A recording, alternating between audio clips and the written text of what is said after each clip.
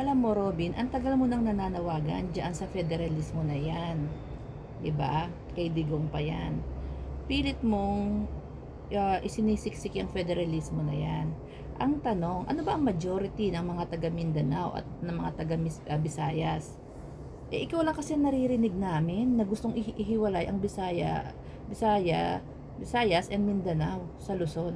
Anyway, sa amin wala namang problema. Kung gusto niyo ihiwalay ang Luzon at Visayas, ang tanong, kanino kayo aasa? 'Di ba? Kamukha niyan. Yung kalamidad, sino ang unang tumutulong? Ang nasyonal. Nasaan yung mga pondo ng Visayas and Mindanao? Ayun, pinagpatayo na po ng mansyon ng mga politiko. Habang yung mga mahihirap ay yung kawawa, binabaha. Sino tumutulong? Di from national government. Tapos pilit ka ng ihiwalay yung Visayas and Mindanao.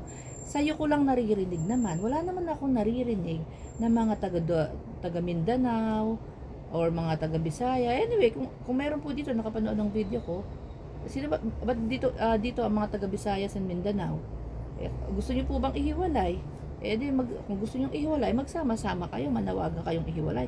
Si Robin lang kasi naririnig ko talaga. Simula sa simula, si Robin lang po naririnig ko na gustong mag-ihiwalay ang Mindanao at Bisaya. Hindi ko po alam kung ano ang plano nila ng mga nasa likod nitong si Robin. Kasi ang daming mahihirap sa Mindanao. Nasaan ang mga politiko? Lalo nilang pahihirapan, lalo pong magiging mangmang ang mga mahihirap. 'Di ba? Kung gusto nyong ihiwalay ang Mindanao at Visayas, ano na rin, huwag niyo na rin silang papuntahin ng Luzon. Halos po ang dami-dami pong taga Mindanao and Visayas sa Luzon. Dumadayo, naghahanap ng future ba nila, 'di ba? Bakit kung may future ba sa Visayas and Mindanao, may dadayo sila diyan sa Metro Manila at karami-rami po nila? Wala. Hindi ko alam kung bakit niya pinipilit. Ito pa lang ang hindi pa nakahiwalay ang Visayas and Mindanao. Yung laboratory ng Shabu Laboratory na nababalitaan natin nandiyan sa Visayas. Ano ang ginawa nila sa Mindanao? Puro politics, lahat ng tao halos po mahihirap Mga politiko lang ang masasarap ang buhay sa Mindanao. Pilit na inihihiwalay. Siya lang naman na naririnig ko talaga nagnyaya-yaw, gusto niyang ihiwalay. Hindi ko alam kung anong balak niya. Sa bagay, balak ito, yung parang sa pelikula ba, siya yung hari ng buong Mindanao. Walang presidente kasi nga wala, di naman nag-aral si diba? Si Robin. So parang lang yan, lideran, ganun. Diba?